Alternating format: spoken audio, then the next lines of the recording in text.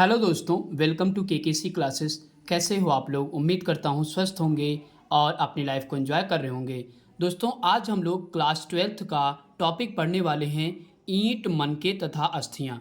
दोस्तों, इसके हम लोग आज मोस्ट इम्पॉर्टेंट 40 एमसीक्यू यानी कि 40 बहुविकल्पी प्रश्न पढ़ेंगे। ओके दोस्तों, ये क्वेश्चन कहीं न कहीं बोर्ड एग्ज़ाम में, प्रीवियस एग्ज़ाम में आए हुए हैं। ओके दोस्तों, उन्हीं क्वेश्चनों को मैंने यहाँ पे सेलेक्ट किया है। तो आइए दोस्तों, वीडियो की शुरुआत करते हैं। दोस्तों, हम प्रत्येक क्वेश्चन के लिए आपको 5 सेकंड का टाइम देंगे। उसी में अपना आंसर मन में सोच लीजिए और उसके बाद देखिए कि इन 40 क्वेश्चनों में आप कितने क्वेश्चन सही कर पाते हैं। दोस्तों, इससे ये पता चलेगा कि आप बोर्ड एग्ज़ाम के लिए कितनी अच्छी तैयारी कर पा रहे हैं। ओके दोस्तों, तो आइए दोस्तों, क्वेश्चन नंबर 1 से शुरुआत करते हैं। दोस्तों, हमारा पहला क्वेश्चन क्या कह रहा है? हड़प्पा स्थल किस नदी के किनारे स्थित है? आपका ऑप्शन ए है सिंधु नदी, बी ऑप्शन है रावी नदी। तो दोस्तों, यहाँ पे आपका समय खत्म हो चुका है। यहाँ पे ऑप्शन बी सही है, रावी नदी। ओके दोस्तों, अगर आपसे पूछा जाए कि हड़प्पा शहर किस नदी के किनारे स्थित है, तो रावी नदी के किनारे स्थित है। ओके दोस्तों, तो आइए दोस्तों, जो एग्जाम में प्रमुख स्थल आए हैं वो हम लोग देख लेते हैं। दोस्तों, यहाँ पे मैंने लिख रखा है प्रमुख स्थल और नदियाँ। ओके दोस्तों, ये सारे क्वेश्चन कहीं न कहीं एग्जाम में आए हुए हैं। आइए एक बार हम लोग इनको पढ़ लेते हैं। दोस्तों, अगर आपसे पूछा जाए कि हड़प्पा शहर किस नदी के किनारे स्थित है, तो रावी नदी आएगा। अगर पूछा जाए कि मोहनजोदड़ो शहर किस नदी के किनारे स्थित है, तो सिंधु नदी के किनारे स्थित है। इसके बाद कालीबंगा किस नदी के किनारे स्थित है, तो घग्घर नदी के किनारे स्थित है। इसके बाद लोथल, लोथल दोस्तों किस नदी के किनारे स्थित है, तो भोगवा नदी के किनारे स्थित है। ओके दोस्तों, इसके बाद लास्ट हमारा है रोपण। रोपण दोस्तों शहर किस नदी के किनारे स्थित है, तो सतलज नदी के किनारे स्थित है। ओके दोस्तों, आई होप कि दोस्तों यहाँ तक आपको समझ में आ गया होगा। दोस्तों, इन स्थलों को आप अच्छे से लिख लीजिए और अच्छे से पढ़ लीजिए ताकि एग्जाम में आए तो आपका नुकसान ना हो। ओके दोस्तों, तो आइए दोस्तों, इसके बाद हम लोग अगले क्वेश्चन पर चलते हैं। दोस्तों, इसके बाद हमारा दूसरा क्वेश्चन है, हड़प्पा सभ्यता की मोहरें किस चीज़ की बनी थी? ऑप्शन ए है सेलखड़ी की, बी ऑप्शन है लोहे की। तो दोस्तों, यहाँ पे आपका समय खत्म हो चुका है। ऑप्शन यहाँ पे ए सही है, यानी कि हड़प्पा सभ्यता की मोहरें किस चीज़ की बनी थी, तो सेलखड़ी की बनी थी। ओके दोस्तों, इसके बाद दोस्तों हम लोग नेक्स्ट क्वेश्चन करते हैं। नेक्स्ट क्वेश्चन दोस्तों हमारा है तीसरा क्वेश्चन। तीसरा क्वेश्चन कह रहा है, सिंधु घाटी के निवासियों को किस धातु का ज्ञान नहीं था? ऑप्शन ए है लोहा, बी ऑप्शन है तांबा। तो दोस्तों, यहाँ पे समय खत्म हो चुका है। यहाँ पे ऑप्शन ए सही है, लोहा। ओके दोस्तों, यानी कि सिंधु घाटी के निवासियों को किस धातु का ज्ञान नहीं था, तो लोहे का ज्ञान नहीं था। ओके दोस्तों, इसके बाद दोस्तों हमारा नेक्स्ट क्वेश्चन है चौथा क्वेश्चन। चौथा क्वेश्चन कह रहा है, लोथल किस नदी के किनारे स्थित है? तो ऑप्शन यहाँ पे है ए सिंधु नदी, बी ऑप्शन है भोगवा नदी। तो दोस्तों, यहाँ पे समय खत्म हो चुका है। यहाँ पे आपका ऑप्शन बी सही है, यानी कि भोगवा नदी। ओके दोस्तों, लोथल किस नदी के किनारे स्थित है, तो भोगवा नदी के किनारे स्थित है। ओके दोस्तों, इसके बाद दोस्तों हम लोग अगला क्वेश्चन देखते हैं। दोस्तों, हमारा अगला क्वेश्चन है क्वेश्चन नंबर 5। दोस्तों, क्वेश्चन नंबर 5 क्या कह रहा है, हड़प्पा सभ्यता की मोहरें किस चीज़ की बनी थी? दोस्तों, यह क्वेश्चन हमसे रिपीट हो गया है, तो एक बार आप और प्रैक्टिस कर लीजिए। ऑप्शन ए है यहाँ पे सेलखड़ी, बी ऑप्शन है तांबे। तो दोस्तों, यहाँ पे ऑप्शन ए सही है, यानी कि हमारी हड़प्पा सभ्यता की मोहरें सेलखड़ी की बनी होती थी। ओके दोस्तों, इसके बाद दोस्तों हम लोग अगला क्वेश्चन करते हैं। दोस्तों, हमारा अगला क्वेश्चन है क्वेश्चन नंबर 6। दोस्तों, क्वेश्चन नंबर 6 क्या कह रहा है, बनावली स्थल किस राज्य में स्थित है? ऑप्शन ए पंजाब में, बी ऑप्शन हरियाणा में। तो दोस्तों, यहाँ पे समय खत्म हो चुका है। यहाँ पे ऑप्शन बी सही है, यानी कि हरियाणा में। ओके दोस्तों, अगर आपसे पूछा जाए कि बनावली स्थल कहाँ स्थित है, तो हरियाणा में स्थित है। ओके दोस्तों, इसके बाद दोस्तों हमारा अगला क्वेश्चन है क्वेश्चन नंबर 7। दोस्तों, क्वेश्चन नंबर 7 क्या कह रहा है, मोहनजोदड़ो किस भाषा का शब्द है? ऑप्शन ए सिंधी भाषा का, बी ऑप्शन है फारसी भाषा का। तो दोस्तों, यहाँ पे समय खत्म हो चुका है। यहाँ पे ऑप्शन ए सही है, सिंधी भाषा का। ओके दोस्तों, तो मोहनजोदड़ो किस भाषा का शब्द है, तो सिंधी भाषा का शब्द है। ओके दोस्तों, इसके बाद दोस्तों हमारा अगला क्वेश्चन है क्वेश्चन नंबर 8। दोस्तों क्वेश्चन नंबर 8 क्या कह रहा है, लोथल कहाँ स्थित है? ऑप्शन ए पंजाब में, बी ऑप्शन है गुजरात में। तो दोस्तों यहाँ पे समय खत्म हो चुका है, यहाँ पे ऑप्शन बी सही है, यानी कि गुजरात में। ओके दोस्तों, तो लोथल स्थल कहाँ पे स्थित है? तो गुजरात में स्थित है। ओके दोस्तों, आई होप कि दोस्तों यहाँ तक आपको सारे क्वेश्चन समझ में आ गए होंगे। इसके बाद दोस्तों हम लोग क्वेश्चन नंबर 9 करते हैं। दोस्तों क्वेश्चन नंबर 9 क्या कह रहा है, सिंधु सभ्यता का बंदरगाह नगर कौन था? Option A Lothal, B option Harappa. तो दोस्तों यहाँ पे समय खत्म हो चुका है, यहाँ पे ऑप्शन ए सही है, लोथल। ओके दोस्तों, तो सिंधु सभ्यता का बंदरगाह नगर कौन कहलाता था? तो लोथल कहलाता था। ओके दोस्तों, आई होप कि दोस्तों यहाँ तक सारे क्वेश्चन समझ में आ गए होंगे। इसके बाद दोस्तों हम लोग अगला क्वेश्चन करते हैं। अगला क्वेश्चन है क्वेश्चन नंबर 10। दोस्तों क्वेश्चन नंबर 10 क्या कह रहा है, सिंधु घाटी सभ्यता में विशाल स्नानागार के अवशेष कहाँ से प्राप्त हुए हैं? ऑप्शन ए है आपका लोथल से, बी ऑप्शन है मोहनजोदड़ो से। तो दोस्तों यहाँ पे समय खत्म हो चुका है, यहाँ पे ऑप्शन बी सही है, मोहनजोदड़ो से। ओके दोस्तों, अगर आपसे पूछे कि सिंधु घाटी सभ्यता में विशाल स्नानागार कहाँ से प्राप्त हुआ, तो मोहनजोदड़ो से प्राप्त हुआ। ओके दोस्तों, इसके बाद दोस्तों हमारा अगला क्वेश्चन है क्वेश्चन नंबर 11। दोस्तों क्वेश्चन नंबर 11 क्या कह रहा है, हड़प्पा सभ्यता का सबसे बड़ा नगर कौन था? Option A Mohenjodaro, B option है हड़प्पा। तो दोस्तों यहाँ पे समय खत्म हो चुका है, यहाँ पे ऑप्शन ए सही है, मोहनजोदड़ो। ओके दोस्तों, अगर आपसे पूछा जाए कि हड़प्पा सभ्यता का सबसे बड़ा नगर कौन था, तो मोहनजोदड़ो था। ओके दोस्तों, इसके बाद दोस्तों हम लोग अगला क्वेश्चन करते हैं। अगला क्वेश्चन हमारा क्वेश्चन नंबर 12। दोस्तों क्वेश्चन नंबर 12 क्या कह रहा है, सिंधु सभ्यता का क्षेत्रफल किस आकार का था? ऑप्शन ए आयताकार, बी ऑप्शन है त्रिभुजाकार। तो दोस्तों यहाँ पे समय खत्म हो चुका है, यहाँ पे ऑप्शन आपका बी सही होगा, यानी कि त्रिभुजाकार। ओके दोस्तों, तो यहाँ पे दोस्तों हमने सिंबल बना रखा है, ये आयत का सिंबल है और ये है त्रिभुज का सिंबल। ओके दोस्तों, तो सिंधु सभ्यता का जो क्षेत्रफल था वो किस आकार का था? तो त्रिभुजाकार था। ओके दोस्तों, इसके बाद दोस्तों हमारा क्वेश्चन नंबर 13। दोस्तों क्वेश्चन नंबर 13 कह रहा है, सिंधु सभ्यता का बंदरगाह नगर कौन था? तो option A Lothal, B option है कालीबंगा। तो दोस्तों यहाँ पे समय खत्म हो चुका है, यहाँ पे ऑप्शन ए सही है, यानी कि लोथल। ओके दोस्तों, तो सिंधु सभ्यता का बंदरगाह नगर कौन था? तो लोथल था। ओके दोस्तों, इसके बाद दोस्तों हम लोग क्वेश्चन नंबर 15 करते हैं। दोस्तों क्वेश्चन नंबर 15 क्या कह रहा है, हड़प्पा सभ्यता की सबसे महत्वपूर्ण विशेषता थी? ऑप्शन ए पशुपालन, बी ऑप्शन नगर योजना व वास्तुकला। तो दोस्तों यहाँ पे समय खत्म हो चुका है, यहाँ पे आपका ऑप्शन बी सही है, नगर योजना व वास्तुकला। ओके दोस्तों, तो दोस्तों आप कंफ्यूज नहीं होना, अगर हड़प्पा सभ्यता कहे या सिंधु घाटी सभ्यता कहे, एक ही नाम है। ओके दोस्तों, तो ध्यान रखिए, सिंधु घाटी सभ्यता की सबसे महत्वपूर्ण विशेषता क्या थी? नगर योजना। ओके दोस्तों, तो वहाँ पे नगर योजना की व्यवस्था बहुत अच्छी थी। ओके दोस्तों, इसके बाद दोस्तों हम लोग क्वेश्चन नंबर 16 करते हैं। दोस्तों क्वेश्चन नंबर 16 क्या कह रहा है, हड़प्पा सभ्यता का प्रशासन था? ऑप्शन ए नगर पालिका, बी ऑप्शन है लोकतंत्रात्मक। तो दोस्तों यहाँ पे समय खत्म हो चुका है, यहाँ पे आपका ऑप्शन ए सही है, यानी कि नगर पालिका। ओके दोस्तों, तो हड़प्पा सभ्यता का प्रशासन कैसा था? तो नगर पालिका की व्यवस्था तब थी। ओके दोस्तों, इसके बाद दोस्तों हम लोग अगले क्वेश्चन पर चलते हैं। नेक्स्ट क्वेश्चन हमारा है क्वेश्चन नंबर 17। दोस्तों क्वेश्चन नंबर 17 क्या कह रहा है, सिंधु घाटी सभ्यता के स्थलों में सर्वप्रथम किस स्थल का उत्खनन हुआ था? Option A Mohenjodaro, B option Harappa. तो दोस्तों यहाँ पे समय खत्म हो चुका है, यहाँ पे आपका ऑप्शन बी सही है, यानी कि हड़प्पा। ओके दोस्तों, तो सिंधु घाटी सभ्यता के स्थलों में सबसे पहले किसका उत्खनन हुआ था? तो हड़प्पा स्थल का उत्खनन हुआ था। ओके दोस्तों, तो ध्यान रखिएगा, क्वेश्चन कई बार एग्जाम में आया हुआ है। ओके दोस्तों, इसके बाद दोस्तों हम लोग क्वेश्चन नंबर 18 करते हैं। क्वेश्चन नंबर 18 कह रहा है, सूती कपड़े के साक्ष्य किस स्थल से प्राप्त हुए हैं? तो ऑप्शन ए है लोथल से, बी ऑप्शन है मोहनजोदड़ो से।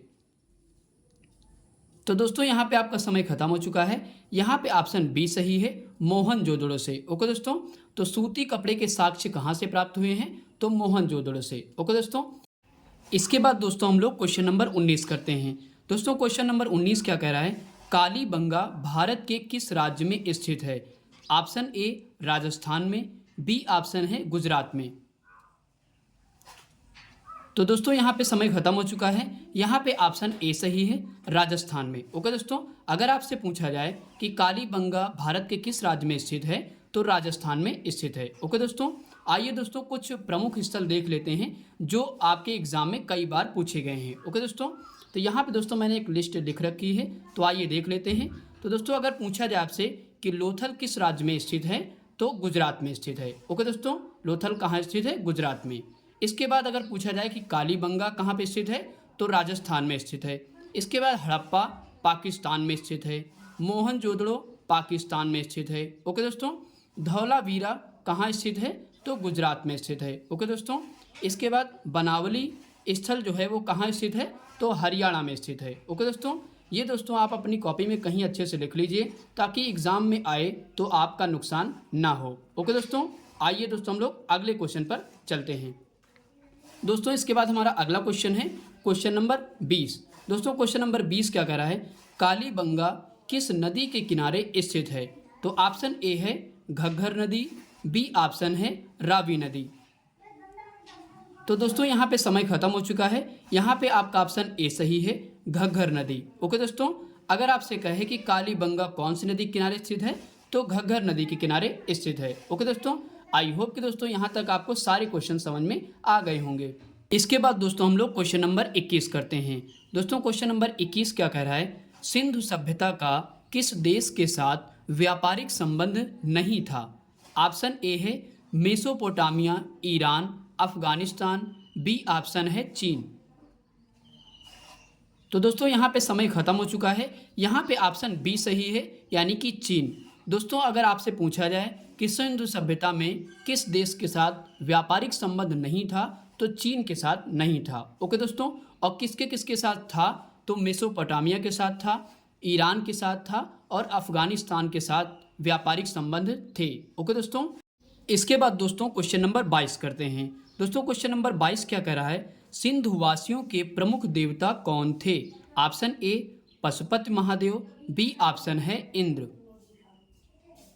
तो दोस्तों यहाँ पे आपका समय खत्म हो चुका है। यहाँ पे ऑप्शन ए सही है, पशुपति महादेव। ओके दोस्तों, अगर आपसे पूछा जाए सिंधु वासियों के प्रमुख देवता कौन थे, तो पशुपति महादेव थे। ओके दोस्तों यहाँ पे एक दूसरा क्वेश्चन भी बनेगा कि सिंधुवासी किसकी पूजा करते थे, तो ध्यान रखिए मातृ देवी की भी पूजा वो करते थे। ओके दोस्तों, तो यहाँ पे यह भी क्वेश्चन बन सकता है।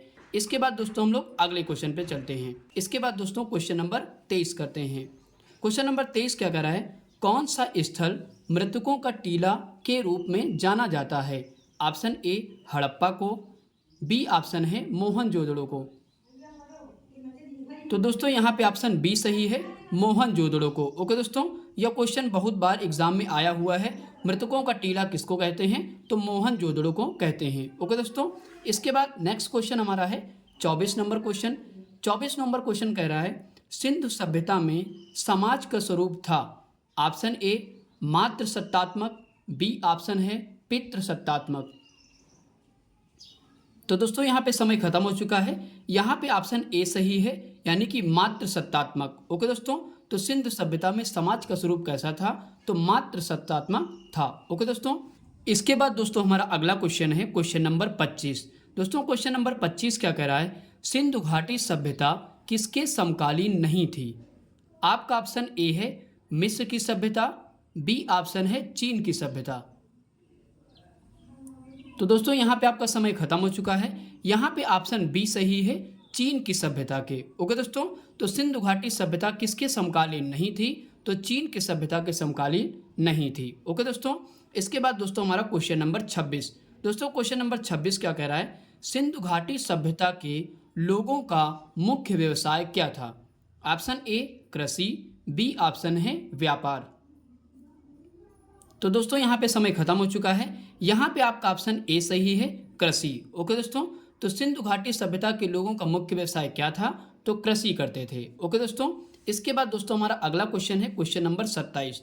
दोस्तों क्वेश्चन नंबर 27 क्या कह रहा है? सिंधु सभ्यता में विशाल स्नानागार के अवशेष कहाँ से प्राप्त हुए हैं? तो ऑप्शन ए कालीबंगा से, बी ऑप्शन है मोहनजोदड़ो से। तो तो दोस्तों यहाँ पे आपका समय खत्म हो चुका है। यहाँ पे ऑप्शन बी सही है, मोहनजोदड़ो से। ओके दोस्तों, शायद दोस्तों यह क्वेश्चन फिर से हमसे रिपीट हो गया है। ओके दोस्तों, तो आप एक बार और प्रैक्टिस कर लीजिए। ओके दोस्तों, तो विशाल स्नानागार कहाँ से प्राप्त हुआ? तो मोहनजोदड़ो से। स्नानागार का मतलब होता है एक प्रकार से जैसे आजकल के युग में स्विमिंग पूल होते हैं, वही उसी को बोलते हैं स्नानागार। ओके दोस्तों, इसके बाद दोस्तों अगला क्वेश्चन हमारा है क्वेश्चन नंबर 28। दोस्तों क्वेश्चन नंबर 28 क्या कह रहा है? विशाल अन्नागार का साक्ष्य कहाँ से मिला? ऑप्शन ए मोहनजोदड़ो से, बी ऑप्शन है धौलावीरा से। तो दोस्तों यहाँ पे समय खत्म हो चुका है। यहाँ पे आपका ऑप्शन ए सही है, विशाल अन्नागार कहाँ से प्राप्त हुआ? तो मोहनजोदड़ो से प्राप्त हुआ। ओके दोस्तों, अन्नागार का मतलब होता है जैसे आजकल के युग में बहुत बड़े बड़े अन्न के गोदाम होते हैं, वैसे उसी को बोलते हैं अन्नागार। ओके दोस्तों, इसके बाद दोस्तों हमारा अगला क्वेश्चन है क्वेश्चन नंबर 29। दोस्तों क्वेश्चन नंबर 29 क्या कह रहा है? भारतीय पुरातत्व का जनक किसे कहा जाता है?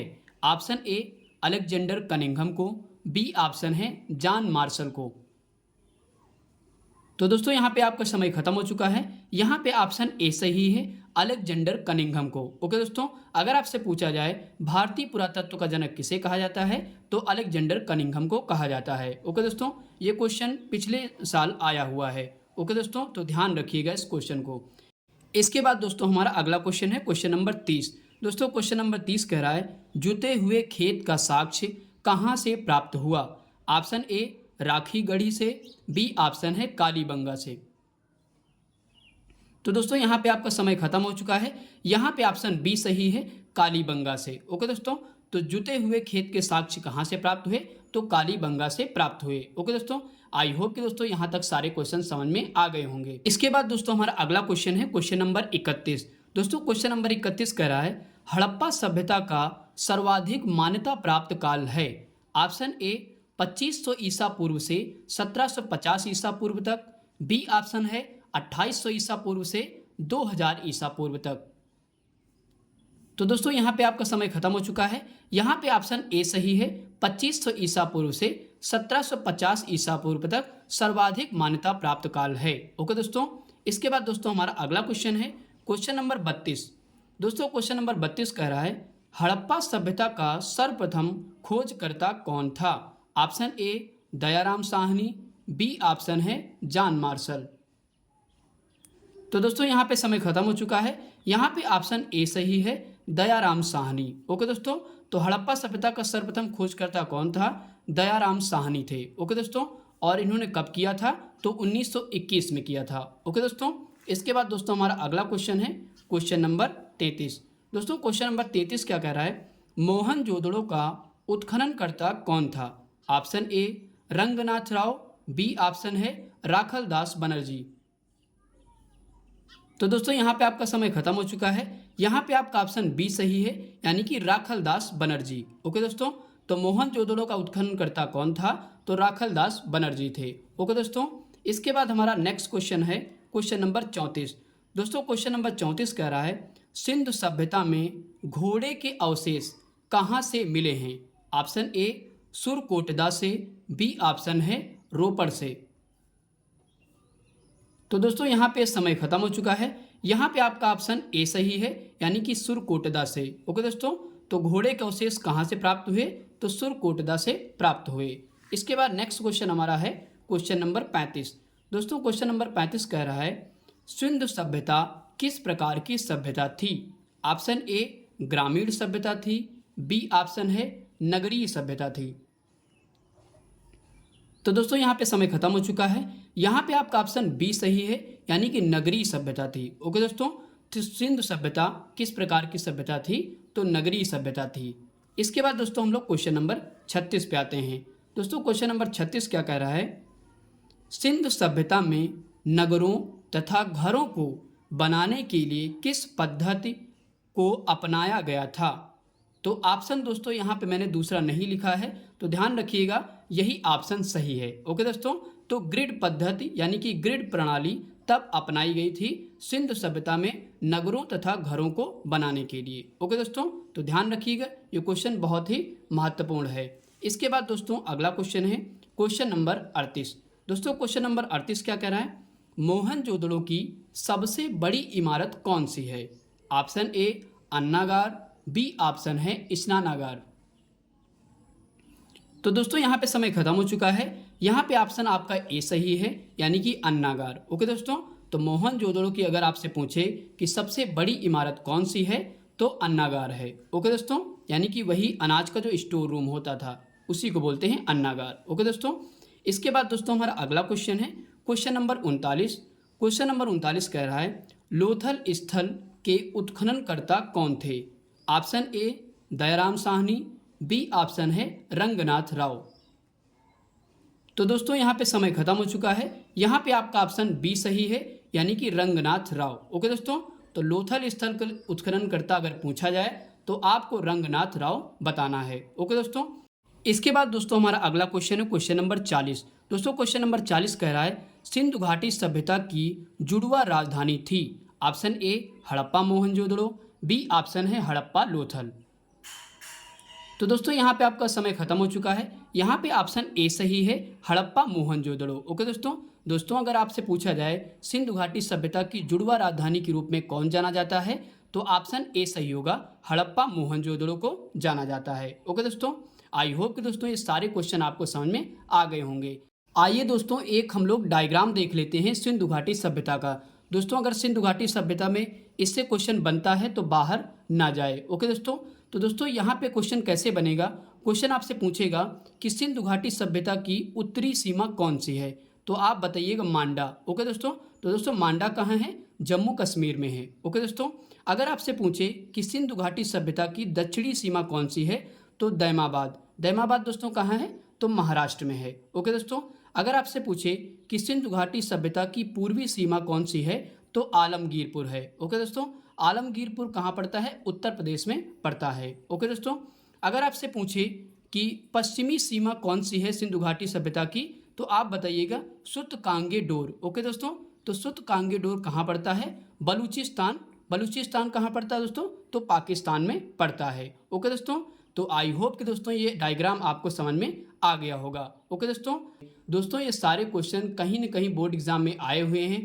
आप अपनी कॉपी में या फिर अच्छे से उसको एक दो बार वीडियो देख लीजिए ताकि बोर्ड एग्जाम में आपका इसमें से कोई क्वेश्चन आए तो ना छूटे। ओके दोस्तों, और आप कमेंट करके बताइए कि इन 40 क्वेश्चनों में आप कितने क्वेश्चन सही कर पाए। ओके दोस्तों, थैंक्स फॉर वॉचिंग वीडियो।